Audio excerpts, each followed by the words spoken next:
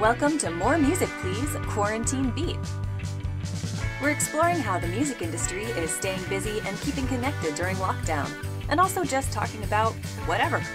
I'm your host, MK. Let's get started. On the line with me today, it's world-renowned pianist, plays with John Fogerty, plays his own stuff, once stopped by to visit me at the radio station. It is Bob Malone, all the way from LA. Hi, Bob. Hi. So are you alone in quarantine? I usually like to start there. How's your quarantine working out? Oh, no, my wife is working from home, and I got 3 cats. 3 cats? 3 cats. Wow. The most cats I've spoken to so far has been 1. Really? Mm-hmm. We always had 2. We had 2 cats, and the second one died at the age of 20 last year. That is a venerable age for a cat. Yeah, she was an old lady. Wow. And she, a few months went by, and Karen, fostered 4 kittens while I was on the road. Did she warn you? Was she like, "Hey, I'm doing this," or did you just come home and find a bunch of kittens? No, it's a thing that. Oh no, I knew it was happening, but it's kind of messy, and 4 kittens living in the bathroom off of our bedroom, basically. Anyway, we were like, we're not going to keep any of them. It's too soon, and then one of them he totally made the big sell on me, and I was like, can we keep this one? And then 2 others got adopted right away, and then there was just this one more cat we loved, but I was always like, we can't have 3 cats. That's just like exponential poop, and there's no way we're gonna have 3. And I had a firm 2 cat rule for years. Yeah. And anyway, we kept him. So 3 cats is more manageable than 3 dogs. We're at 2 dogs right now, and my boyfriend frequently. Oh no, dogs are a whole different thing. Man. Yeah, I mean, and 2 is not that much harder than 1. We got the puppy last year, and it's not that different. It's a little more poop to pick up. It's a little more work, but it's not that bad. But my boyfriend is now lobbying for number 3, and I'm like, no. Like, I actually have to put my foot down. I'll tell you, we had 2 is not much more work than 1 for some reason, but 3, it all increases exponentially. Like it's huge. Yeah. The amount of work compared to 2. And the vet bills. I mean, even, without anything catastrophic happening, it's the flea and tick and the heartworm and the regular checkups. It really does pile up, and 3 is where I have to draw the line. Yeah, that's right. Yeah, hold at 3. 4, I can't even imagine. Oh God, 4 no. dogs. No. Yeah, dogs. They need attention. They need space. I mean, or these are not. They need space. I don't know if you have a yard. Tiny yard. It's enough for the 2. It would not be enough for 3. Well, that's the other thing. Like your tiny yard. You're doing it. You got a whole firm, man. I am. Don't let him pressure you into. Don't be like me. Well, especially I broke the 2 cat rule. And the roles are reversed over here because, he tours when things are normal. So I'm the one doing a lot of the dog care a lot of the time. And it's like, okay, yeah, sure, we'll get 3 dogs. I'll just, handle that on my own. Yeah, exactly. Yeah. Oh, I man. know. It's weird being home for this amount of time. Like I've never been off the road for this long in 25 years probably. 25, I haven't. Wow. Yeah, I mean, when I first met you, you were touring your solo stuff, or doing... Yeah, I do that all the time. I kind of switch off between that, and way before the John Fogerty gig, I was touring. I mean, I've been playing live for a living since the age of 18, so I haven't not played in this long since I was 17 years old or whatever. Yeah, this is unprecedented. I don't think anybody saw this coming, which is why I wanted to, do this podcast where I talk to people in the music industry, because I feel like we've been kind of uniquely affected by this, us and professional sports, I guess, where it's these industries that are reliant on gatherings and reliant on travel. So, right. yeah. And the other, because they're going to open, they're like, oh, we're opening stuff up, but we're not going to see any of that for a while. No. So yeah, tell me about your experience as this all went down. Where were you kind of in your touring and recording process when things started to shut down? They shut everything down here on the 15th or 16th, I guess. And that weekend, I was we were doing like a 3-day run with John Fogerty, and it was close stuff. It was California, kind of up Central Coast California, Nevada, and not Vegas, but some Laughlin or something like that, and Arizona. Yeah. 3 kind of loose. So the California gig got canceled the night before, and then so we didn't do that. But then we flew out to Laughlin and we did that gig, and by then we were all freaked out. And it was like Nevada, not Vegas. No one gave a shit, right? There's just people were walking around. The driver we had, was actually like, this is crazy. None of us should be out here right now. And we did that gig, and it was weird. And then we went to Arizona, and we sound checked. It was like a big, I guess, 3,000, 4,000 seat outdoor show. Mm-hmm. And we sound checked, and then we went to dinner. So I'm sitting there eating dinner, and the waitress comes up to me and says, "Oh man, it's a bummer. Your show is canceled." Oh. And I'm like, "My show is canceled?" Oh my God! Word had just filtered down from the stage crew. It had just happened, and they hadn't even notified. The road manager hadn't even told us yet. Oh my God! So, was this a restaurant? Yeah, the governor actually called the venue and said, "We're shutting everything down right now." So it was in the news. Was it were you at a restaurant that was attached to the venue? So they let the staff know. Yeah, it was like a casino, right? Okay. And they have an outdoor show, and so I just went in there to eat. Right. And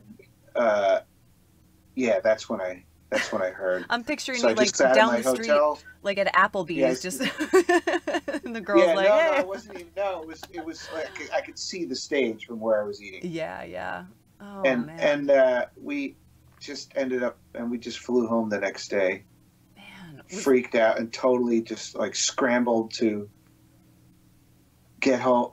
Get in our houses, and that was basically it. I've been here ever since. And right before that, I cut the very last song for my new record. I just finished it in time. Yeah. And so it's been mixed. The guy that mixes it has been doing that over the last couple of months. And that's what was going on. It was pretty weird. And then everything, of course, got canceled.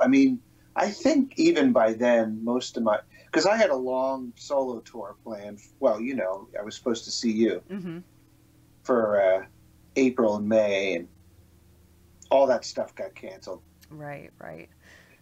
So has this affected the release of the new solo record, or were you already planning to push that? No, it hasn't really.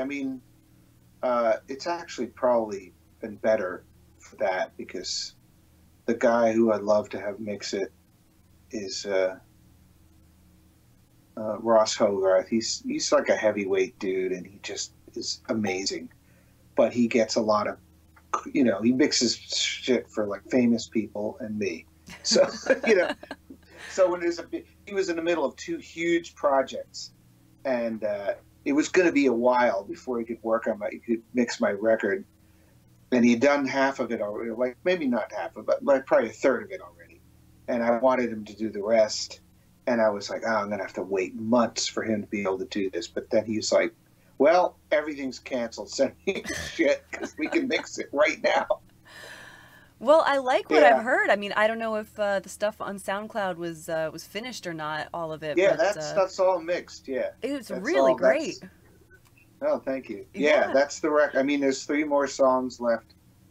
Now there's 2. I put an extra one on there yesterday, Yeah. but there's like 2 left to go, and then it's all mixed.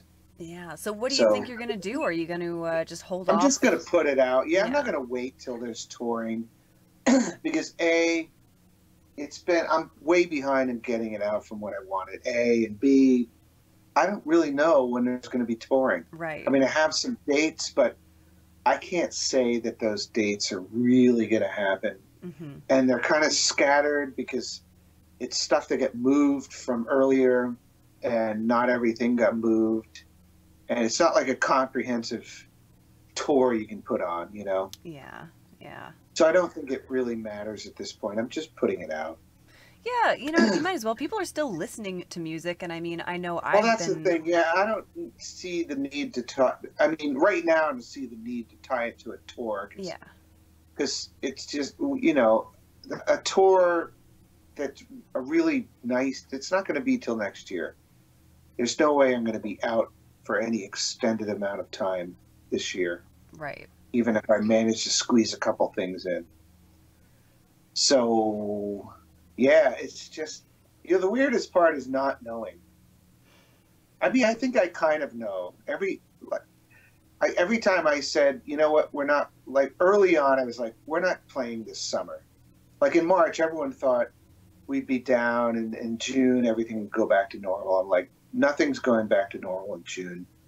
No. It's not, you're crazy. It's going to take longer than, but no one wanted to believe it. And I can't blame them because it's just the idea. If you, in that moment where we went from our normal lives to this, this seemed totally unimaginable. Like we're used to it now. But if you'd have just said, yeah, we're locking you up for the rest of the year, basically, right? Yeah. People would have not been able to accept that, I don't think, at the time. A You lot know, of you them had to still be don't in it. want to. Yeah, there's still a lot No, of there's a folks lot who of are people trying who are to just rush delusional things. about the whole thing. Yeah, that's the other thing. Like, sure, maybe they'll try to put on something somewhere, and then I don't know if I want to go. Yeah. Then I've got gigs in Europe. So I got solo shows in Europe that are still on the books, and they're in the fall. And but who knows if I'll be able to fly there? Mm-hmm. You know, they're in 3 different countries, all of which are doing okay. Like they clamped down pretty early, but you know, And a lot of those, because they're starting to do pretty well, are, you know, discussing not letting Americans fly there. yeah, So. right. Yeah, there's that. We'll know on July 1st whether they're going to let Americans fly there, which they probably won't. Yeah. And so at that rightly point, so. there's no way I can. Yeah, and I don't know how long. I think, again, people here would be like, well, in a couple months we'll have it cleared up. I think it's just going to be next year. I agree. I think, you know, a lot of people have to keep saying that because otherwise they're going to go crazy, and just Right. believing that it's, you know, just around the corner. But, you know, I think we can't rush it. I think the more we try to rush it, the longer it's going to take until Yeah, we're it's just actually going to back get to longer normal. and longer. If we, you know, you're already seeing that happen. So, Yeah. you know, it's, yeah, I think it's next year. I mean, for me personally, like, and it's different for I know a lot of musicians who really depend on, they play in bars every night and they need to work, you know? Yeah. And I've been doing like online shows, and I have a really great core little group of followers who watch me all the time, and they contribute money. And, you know, I've been doing okay off of that. And, you know, a lot of musicians I know are doing that. People who just like play drums or something, like they have to wait to be called to be in a band. People like that are hurting way more than I am, Yeah. you know? Yeah, So, absolutely. And small business owners, you know, I know a lot of people who are really Right. struggling and really angry with the way, you know, New York State, for example, has been handling things, which, you know, I just want to tell them, it's like, man, be angry at the federal government for only giving us $1,200 each to get through a, you know, basically Yeah, yeah. year-long pandemic, and not subsidizing small businesses and throwing all the money at the corporations instead. It's like, Yeah. you know, Cuomo is not the bad guy here. No, and that's the way it, you know, I mean, that's who they are. That's Yeah. what was to be expected with who's in charge. And now no one's in charge. Now now the federal government is pretending it's not happening. Yeah. You know, they're just pretending it's not, you know, the Republicans are just they're pretending it's not happening. Yeah. It's Which absolutely is insane bananas. because it's happening now. It's really happening now in you know, states that didn't clamp down properly in the first place. And now Texas, I saw, is having to shut down again. You know, they were trying they to had open to shut up. down. Florida just shut down their bars. Probably for maybe the first time. I don't think they ever did a full shutdown there. I was supposed to play Key West Blues Festival. That was another thing, got canceled, got moved to December.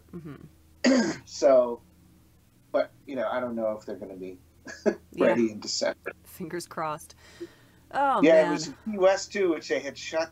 They had actually blocked the roads into Key West a couple of months when this all started. Yeah. And, right, or in the Key, not like the whole Florida Keys, not just Key West. Like the whole Keys the road was blocked. You couldn't go down there. It's crazy. Isn't it crazy they have to do that? It's like, it really should be enough. Yeah. Like, hey guys, there's a pandemic. Like, stay home. No, there are people who just don't want to believe it. I know. You know, they just don't want to believe it. Yeah, and you know, that's a tough got thing. this. That's a tough one to get past. You know, like people who are delusional about it. Well, and they're being empowered in their delusions by the federal government at this point. Well, that's the other thing. Yeah, they have people. There are people in charge who will gladly empower their delusional thing. Those people, you know, they'll. I don't think any of those people actually believe, you know, the politicians who are doing that. I don't think any of them actually believe this isn't happening, but they, you know, they're going to be safe either way, so they don't care.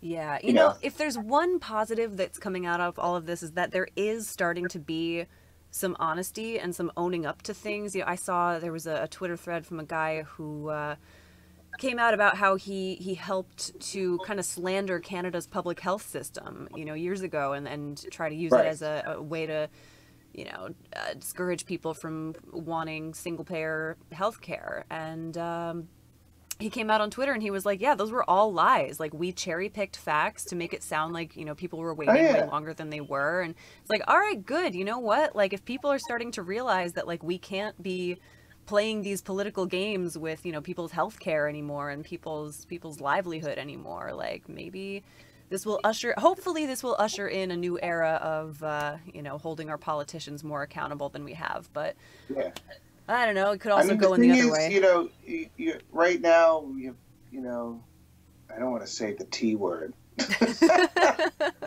but him and everyone around him, they're all incompetent. Like, he's proudly incompetent, and he hires people who, for jobs they have no business being in, and that a lot of people who support that are like, they have this idea that, you know, incompetent people are authentic. Right. You know, which is a long term, that didn't start with him. You know, that goes back.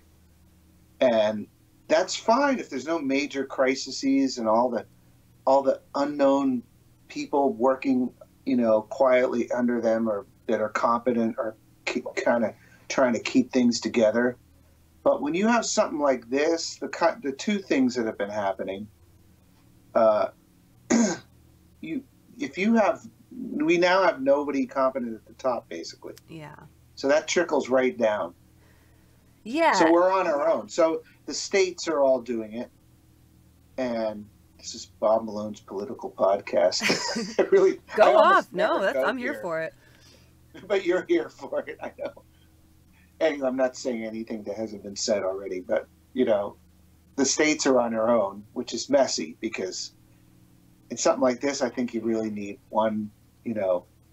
And you can make the argument that there were rural places, like right here in California, everyone was locked down because it was raging in major cities. Yeah.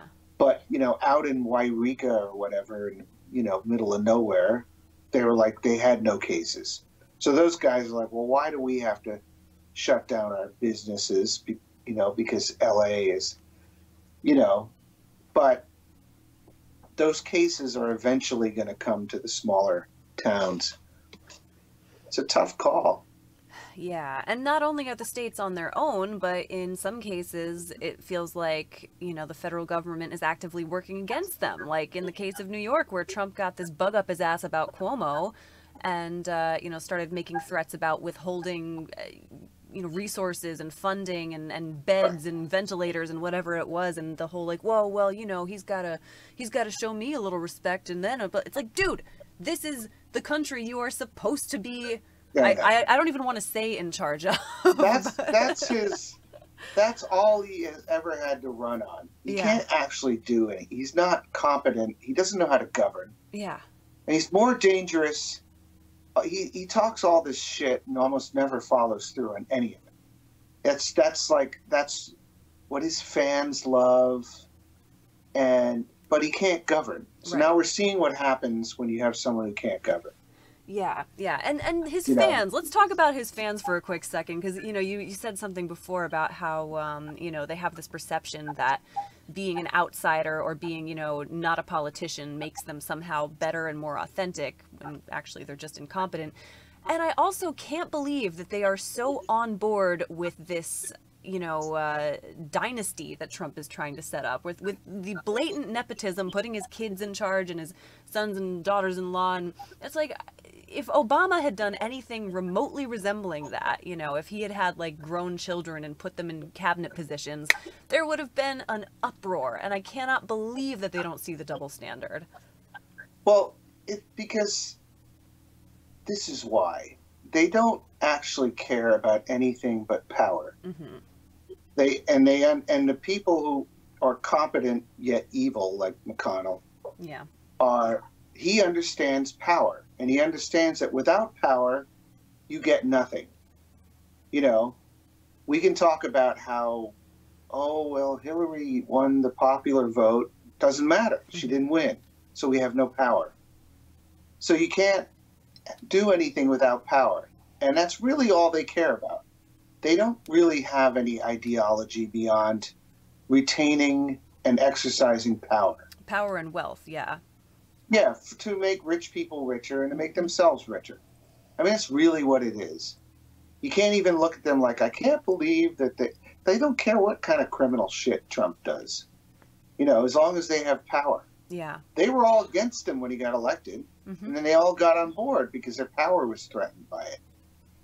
And that's it. That's all they stand for. So if you look at it like that, the rest of it is just kind of a casualty of that main stance, which is we want to remain in charge, and we want power and we want money, and we want to do for the people who have the money.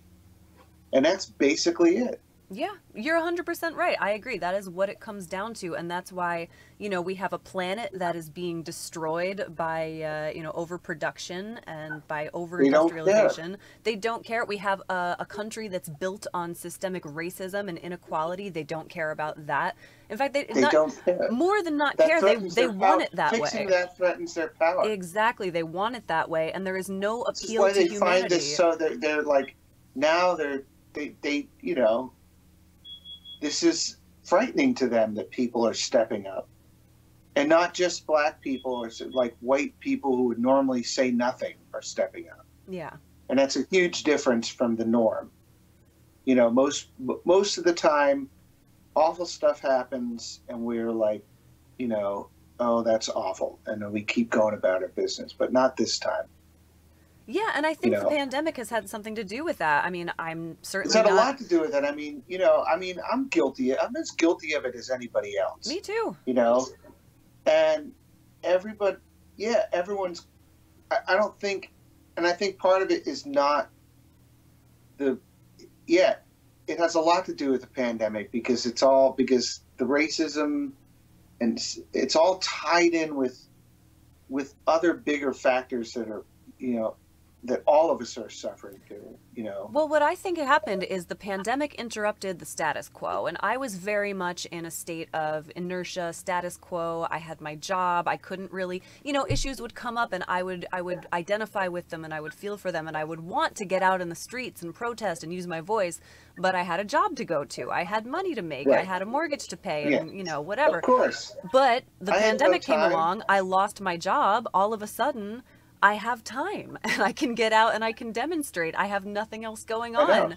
And I think that was the case for a lot of people. And they finally have time to address, something that they probably been feeling, bad. They knew it was there, but it wasn't affecting them. That's the thing that, people who get up in arms when you say Black Lives Matter, when they say, or people who think they're not racist, there's a lot of people who do and say racist shit all the time, and they really don't think they're racist, and they're not even necessarily full of hate. They just don't know. Like, I grew up in a town that was all white people.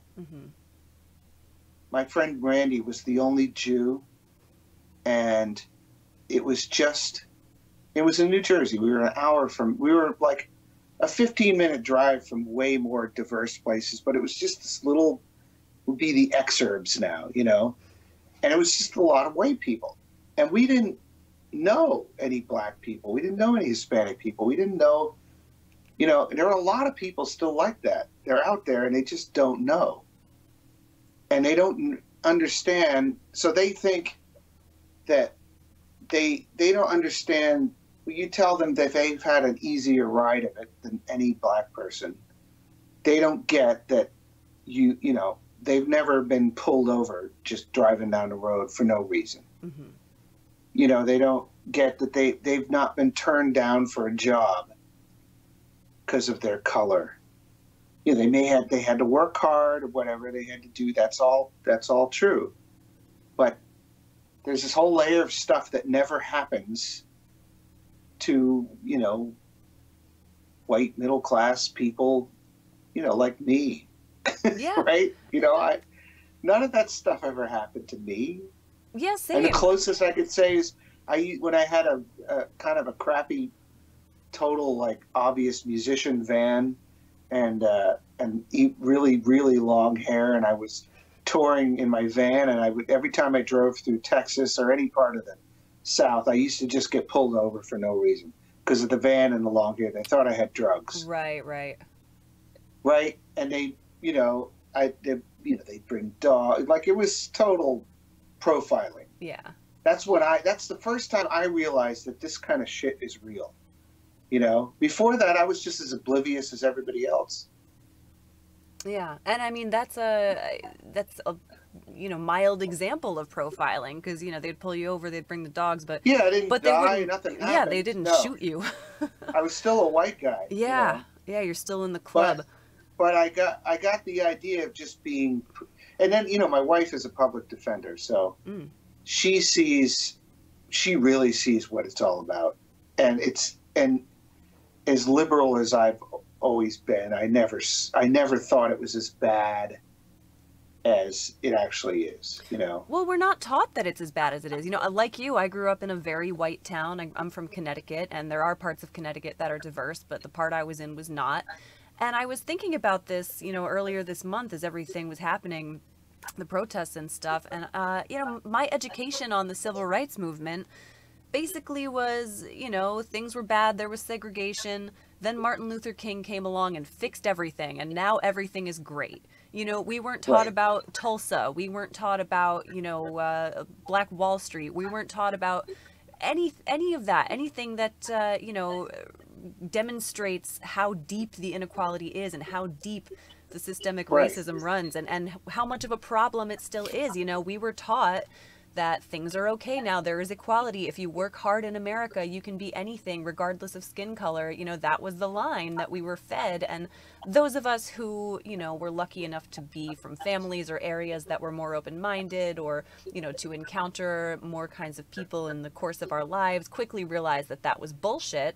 But a lot of people never realized that was bullshit. And a lot of people, if you now tell them that it was, will get up in arms because they're like, well, no, my whole They life get I angry believed this because one you're thing. undoing their whole beliefs. You know, it's hard if you believe, you know, there's this narrative, all cops are good or all cops are bad. Mm-hmm. Neither of those things are true. Mm-hmm.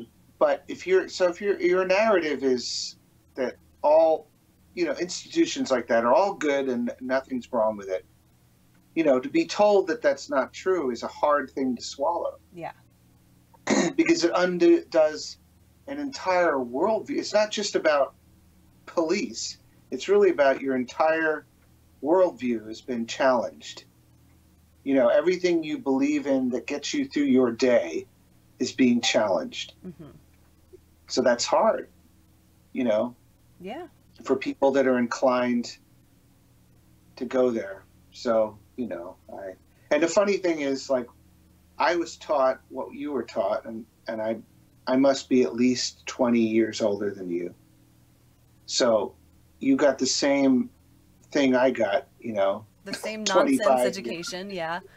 Yeah. Nothing's changed, really, you know. Yeah, and I mean, it's a testament to people's, you know, willpower and will to learn the truth that we are seeing this now. And even further back than that, that we're seeing that the foundation of America was fucking shitty, you know, that this is a country built on genocide, on stolen land, that Columbus was not a hero, he was a rapist and a murderer, you know, and thank goodness we're now finally coming around on that and you know, trying to do something to, you know. And pretty much, you know, every country pretty much started that way. Mm-hmm. It's just that this one's new. Yeah. You know, so we see it. It's a lot you know, if you go back a couple of thousand years, you'll see how brutal it was to seize power and turn England into England or France into you know. It's that's how it worked. That's kind of how it still works. We just pretend it doesn't. Yeah. And now everything, you know, there are no places to have a new country now. It's all been pretty much set.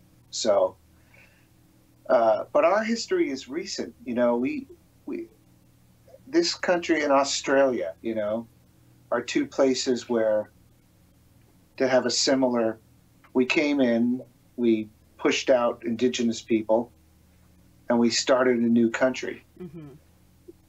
And not that long ago.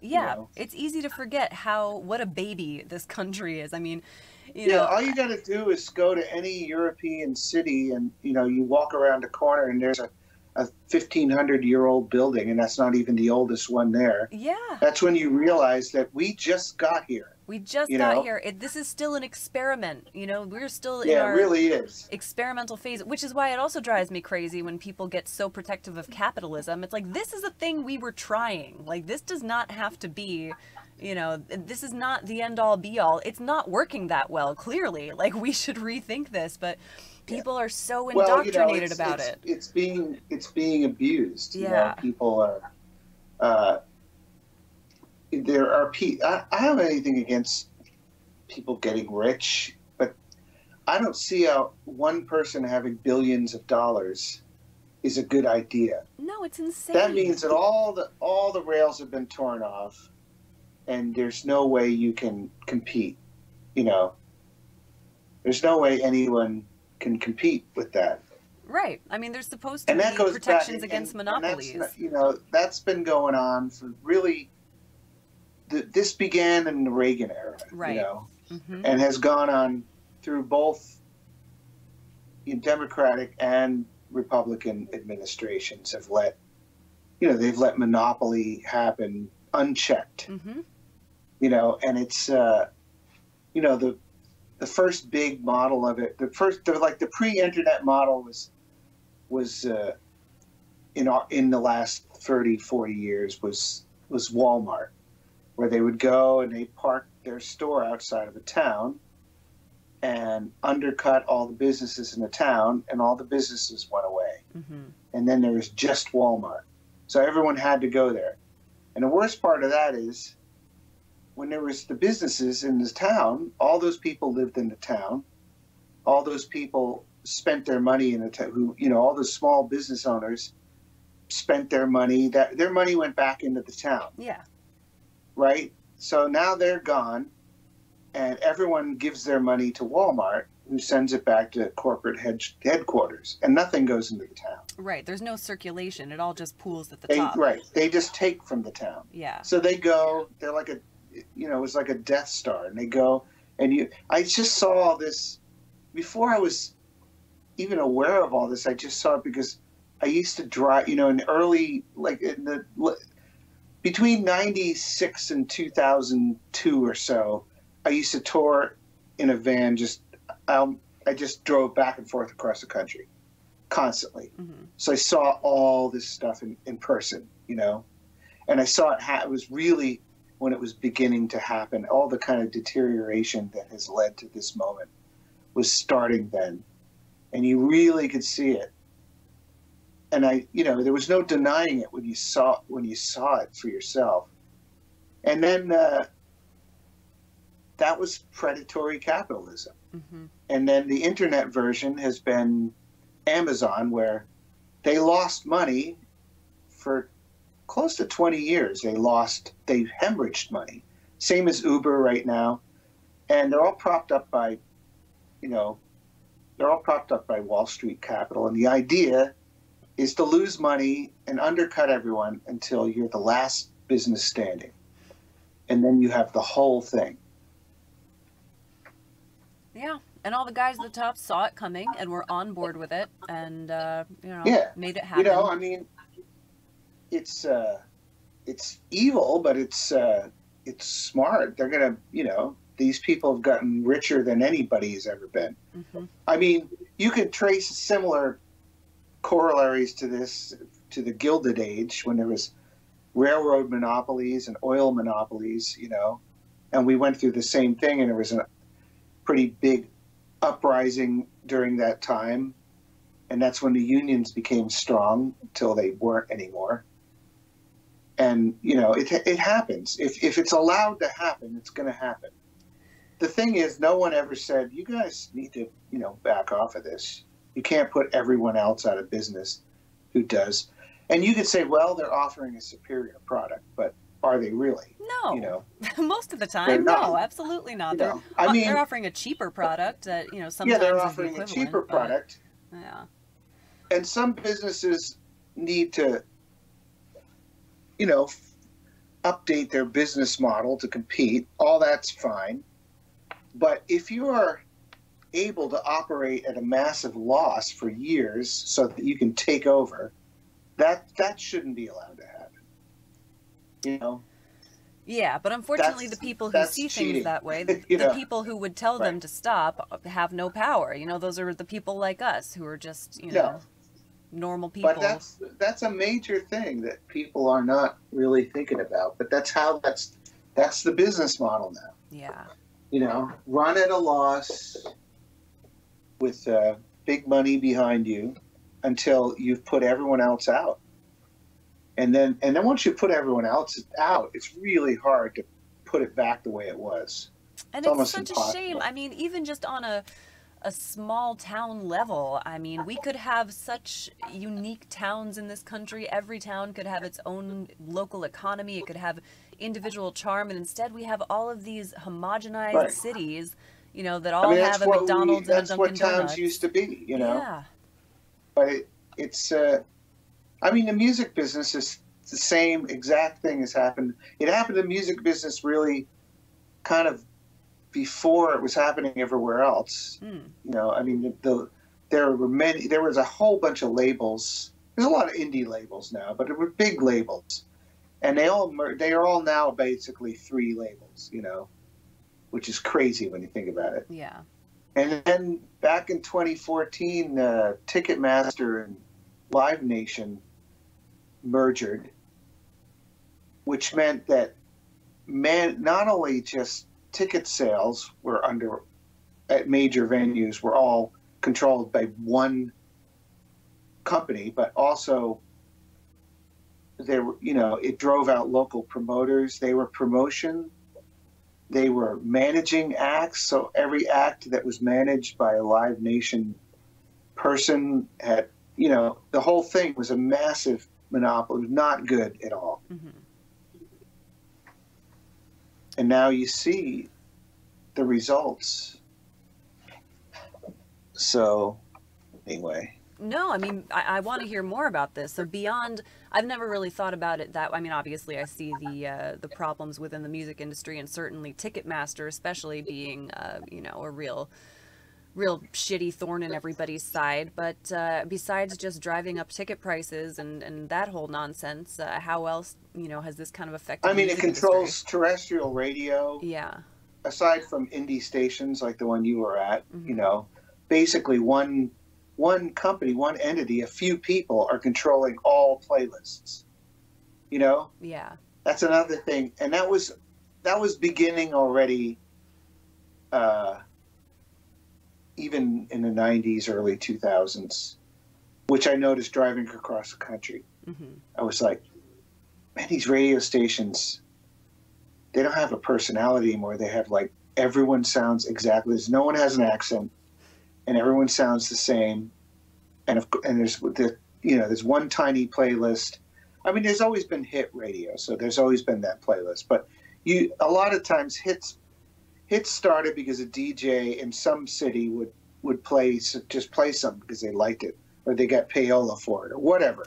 However it worked, so it was not a top-down thing, you know. Somebody could break a tune in some town, it would just spread elsewhere. But that kind of thing's basically been cut off. That happens on the internet now, Mm-hmm. you know, and it just becomes one company controlling everything. Yeah. God, it is such a shame. What are we gonna do, man? How are we gonna fix this? I don't know. Ugh. I mean, you know, it's important to vote, even if, you know, your choices are not your ultimate choices. You know, you can, if people participate, you're seeing it now, people are participating, and you can see that when everybody is really forcefully participating, you can move the needle. Yeah. You know, but without that, you know, they love it when we're apathetic. Yeah. They dig it. And the older we get, you know, I see it in myself. You know, I'm in my 50s. I'm not, you know, I'm comfortable. I've a good gig. You know, I've worked really hard. I've got a nice house to live in, and it's hard to get. It's harder for me than it used to be to stay. You know, I care. I vote. You know, I do everything I can do, but it's harder to not be apathetic. Yeah, well, You know, you have empathy from the sound of it, you know, and I think a lot of people are really lacking that. One of the things that's been driving me the craziest about people in the last year or so is, you know, we've been discussing everything we've been discussing. You know, there was a lot of talk about canceling student debt, which I think would be a great move. It would really free up a lot of people to, you know, yeah, that's a their total careers. pyramid scheme that was allowed to happen by the government. I mean, Yeah. the amount of money, like it didn't. When I went to college, you didn't have. Back in my day, yeah. The amount of money you have to pay now to go to college, and you have to go to college. You have to. They say to get a decent job. Mm-hmm. You know, it's all tied up, and so you get out of college, and now you're looking at student debt for the rest of your life. The rest of your life, and then you're expected to That is somehow not- buy a house so they're and just- pay your taxes. That's just, yeah. Yeah. They're just creating wage slaves by doing that. That's exactly what they're doing. But then, you know, when people talk about, okay, so let's maybe consider canceling student debt so that we don't have that pattern anymore and we can make college free or affordable. And then the people who have already paid off their debt, a lot of them are like, well, that wouldn't be fair to me because I already paid mine off, so that's not fair to me. Yeah. And I can't believe the lack of empathy. I paid off my student loans because I didn't have that many. I did community college and state schools, and I didn't actually finish because I got the radio job, and I was like, fuck it, I'm not going to take out any more loans. So I had minimal loans to pay off.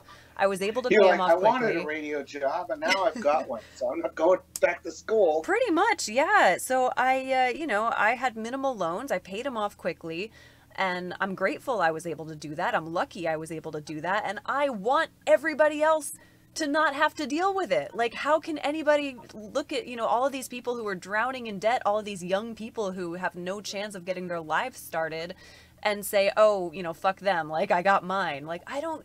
Like, how is that who we are as a species? Because, again, saying to cancel student, that challenges an entire worldview. Yeah. And that worldview is that it's your fault if you're poor. Right. It's your fault if you can't pay your bills. It's your fault that your even from somebody who went to school 40 years before you when it was cheap and when it was affordable. And it was still the GI Bill and all that shit, Boomers benefited from a very low-cost educational system. Mm-hmm. That was the first generation that was widely able to go to college and afford it. Yep. It was huge. It was a whole different, it was their parents really that got the GI Bill, where they were able to move out to the suburbs and have a house. Buy a house for $30 from Sears. Right, exactly. And everyone sees it through the prism of however it was when they were doing whatever it is that you're doing now, right. And often things have changed drastically, but they don't even know it. Mm-hmm. And they don't want to believe it. Yeah. Because, again, you're challenging their entire worldview. They have a set way of seeing things, and part of it is, that debt, saying you don't have to pay that debt is communism. That's it. Mm-hmm. I don't want to hear anything else about it. Right. The fact that the whole thing is a setup and you're paying too much and you can't ever pay it off is not, doesn't come to mind for them. Yeah. They just see the part where you say, why should anyone pay it? So, well, when you make it impossible to pay and you make it a thing where you can't ever get out from under it, and that was the setup. The setup is you can't ever get out from under it. Mm-hmm. I mean, we all rely too much on debt at this point. It's dangerous. It's going to all come crashing down on us. Yeah. That's what happened. That's what happened 11 years ago. And we learned nothing. We never do we? No, we don't. Oh, my God. So... Yeah, and there's always such backlash to, people taking handouts, God forbid we take handouts from the government. It's like, that's what the government is supposed to be there for. Enough with the bootstraps, it's a myth. Right. We all should be seeing that now, that it's a myth, and that, like, for example, I'm on unemployment right now. I'm taking advantage of the pandemic extra benefits, and I'm making more than I was at my radio job. And, it's going to get cut off at the end of July. I'm not sure what I'm going to do then because I don't, have anything lined up besides this podcast.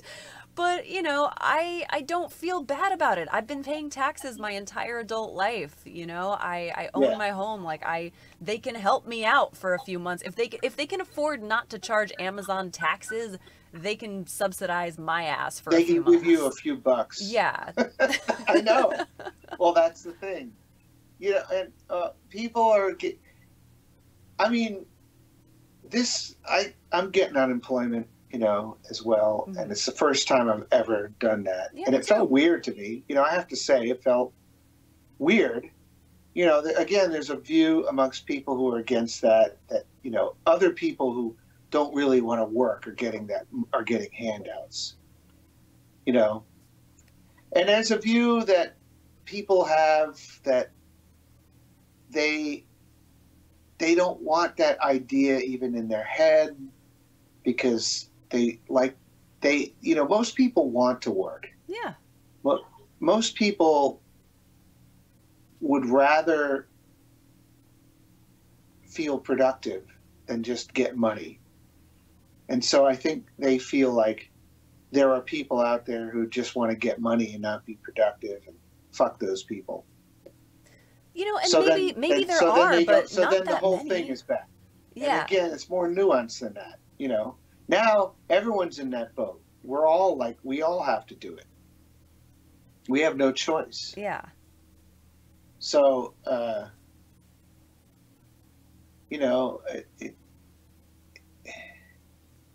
I mean, you know, and my thing is, like, we need to rethink the entire way we, you know, view work and earning, you know? I mean, like, is it so terrible to not want to go do a soul-crushing job you don't care about just to keep bills paid, to keep a roof over your head? I mean, you know, if we but they have to make sure everyone believes that they should, because otherwise everyone will just say, well, you know, why am I doing this? There's no money is the only motivation for people to go do a job they don't want to do. Yeah. And oftentimes jobs that don't even need to be done. The idea is entrenched, like, and so you take it away, and then you probably end up. I don't really know what the future is on that. Like, I do think we're going to get to a point where there just is not enough to go around. You know, technology, every generation, technology erases all huge levels of jobs that used to be there. Yeah. You know, I mean, again, you saw it in the music business before you saw it anywhere else. When I was really young, starting out in like the 80s, mid to late 80s, was when I started to really play live. And that was right when, for the very first time, you had the technology to go do a gig with programmed tracks and a drum machine, and one guy could do the gig. It was cheesy and awful, but everyone, for that kind of gig, you know, playing a hotel or whatever, a little bar or whatever, everyone who was paying the bills on that embraced that immediately. So all of a sudden, all these people who were working musicians who played drums and bass and horns and guitars and everything, they were all out of work. Mm-hmm. And a guy who can stand there with his guitar or his keyboard and with his programmed tracks is now getting all those little gigs, all those kind of pay the bills little bar gigs. Yeah. You know, that began right when I was starting. That was beginning, and it was huge. I got there just in time to see everybody be put out of work. Man, I could sing and play by myself, so I always worked. Yeah. I never did the programmed drum machine thing or anything like that, but I could sing and play by myself, and I could work. Because at that point, once they saw they didn't have to hire, and then it happened in, not so much in movies, but in TV music for sure. Like my producer, who is just, you know, he made millions of dollars doing TV music by himself. He was in the first wave of people who the technology was good enough to really convincingly replicate orchestra music by one guy with a home studio, you know. And he and a bunch of those composers that they all worked together, and they, you know, as soon as it became apparent that that was a possibility, all the network people were like, we're not paying for, you know. So unless the show was already established and had enough power to say, I want you to hire a 36-piece orchestra, they're like, no, we're going to go with this guy who can do it by himself. Yeah, which economically makes sense, but artistically is so disappointing. Of course it does. I mean, right. You know, like, and the people who do it, I mean, I know the people who do it, and they're great at it, you know, like, and they're surviving. They're, you know, that's their way to make a living. So you can't blame them. Oh, you don't begrudge the artists, yeah, but it's like the difference between practical effects and CGI. You know, I always find CGI so samey. It always looks a certain way, and it's just not satisfying to look at. You know, I don't want to watch a car pretend to blow up. I want to watch somebody blow up a car. I know. I mean, you get used to it, and then you watch some. There was a period, like right before everything went to CGI, that you know, those kind of real effects had really been perfected over the years, you know, and there was some spectacular stuff. Yeah. And then it all went away. I remember the 90s was the age of, like, they just embraced bad CGI. It was so obvious. So like, it's gotten bad. a lot better now, but there's all this stuff where, like, how could you not know? I was sitting there at the time, I wasn't even impressed. It just looked like a computer game. I was a kid in the 90s, and I remember it was such a big deal, you know, when it started to be all computer imagery, and it was like, ooh, like they did this effect with computers, and like, yeah, I know, but it was I remember bad. watching it, and I was like, okay, like it's cool that you can do that with computers, but it doesn't look real. It doesn't look good.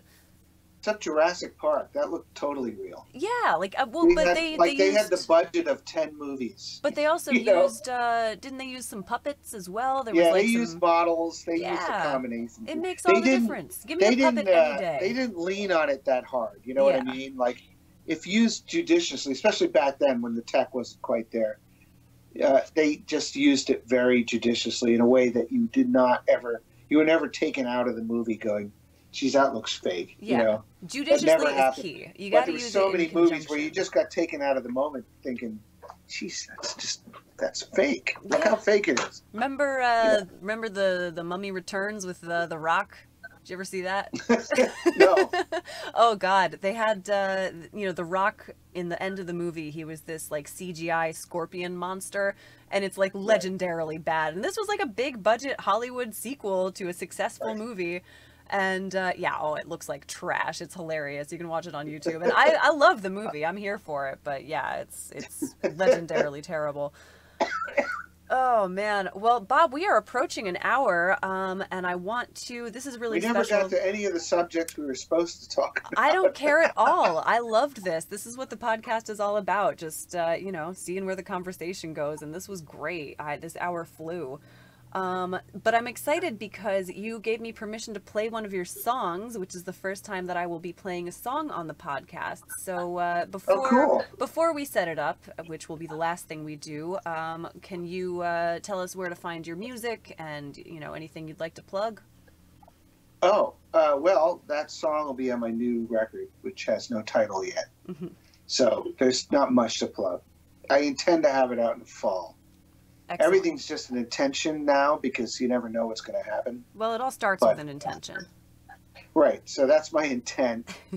And, just go to bobmalone.com. My stuff's everywhere. It's everywhere. It's everywhere. It's easy to find. Kind of like good people. It's everywhere.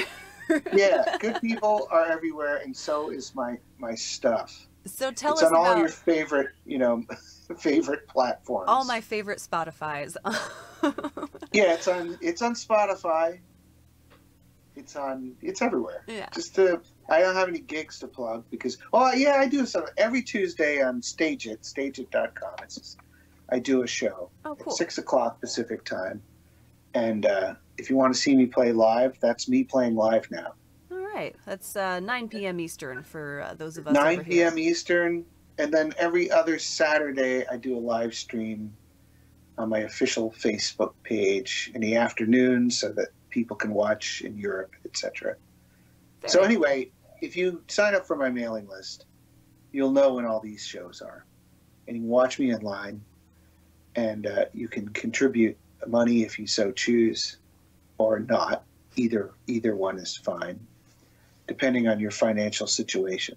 Very good. Well, Bob, thank you again for doing this. And before I let you go, will you tell me a little bit about this song, Good People, which I first heard at the radio station when you stopped by, and it's been stuck in my head ever since pretty much. So can you tell me a little about kind of the writing process? I think you put my Christmas album on too. I did. I really enjoyed it. Yeah, thank you for that. It's a good Christmas album. I wanted to really desperately not make... there's really great Christmas music out there. There's really terrible Christmas music out there, too. Mm-hmm. And I wanted to make something that was good, that like you could even put on when it wasn't that time of year and go, this is good.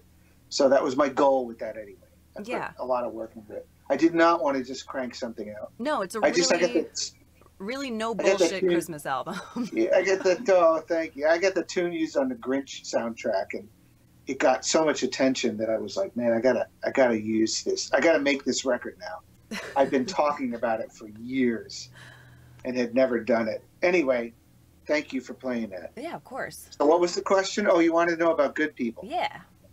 Right. Well, it's about my wife, really, who is, very empathetic, and she's a public defender, which she chose to be. She's a really talented musician. She's done all kinds of things for her life. She's a Renaissance person, and she grew up in a nice upper middle class home. She basically had opportunity. She could do anything she wanted, but she chose to help people who did not have the resources that she was fortunate enough to have. And she's really doing the job of fighting against systemic racism, which is a big part of that job. You just see, once I see what comes through with her job, you can't deny that stuff's happening anymore. Yeah. And but she gets really down at the state of the world, and it gets to her. So I just wrote it for her, basically, to say that not everyone's bad, and that there is hope.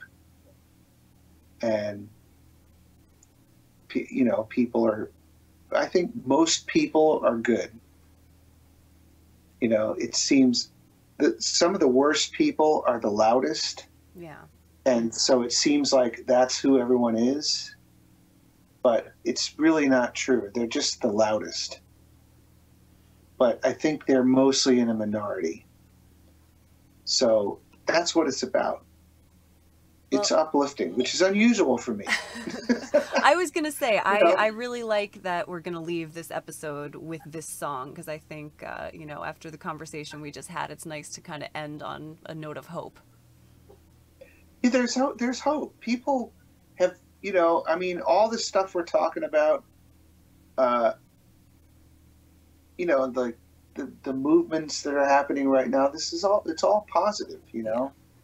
I mean, there will be bad things happening out of it, but there will be more good things happening out of it.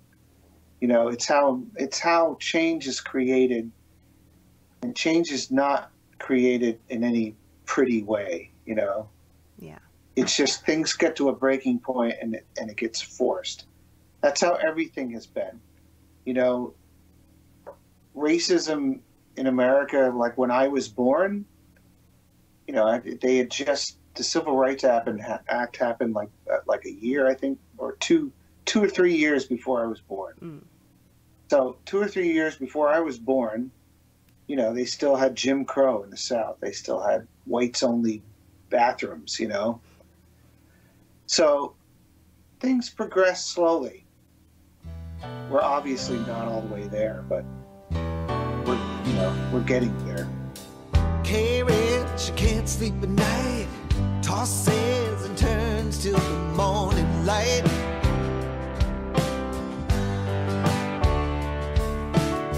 The world's ugly, the world's not fair. She can't breathe through the heat in the air.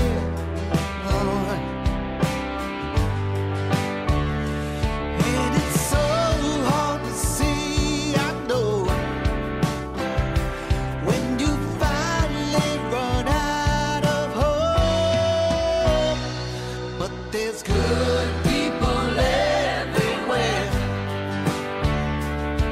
There's good people everywhere. Oh, there's good people everywhere. When it seems like someone's always getting in your face, shooting up the place, making you lose your faith in the human race. Just remember, there's good people everywhere.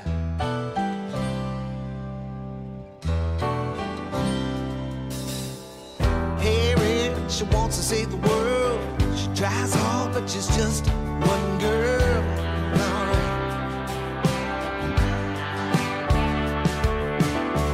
Now a turn needs to be saved from a world going up in flames. You're feeling lost and afraid, I know. But believe me, you're not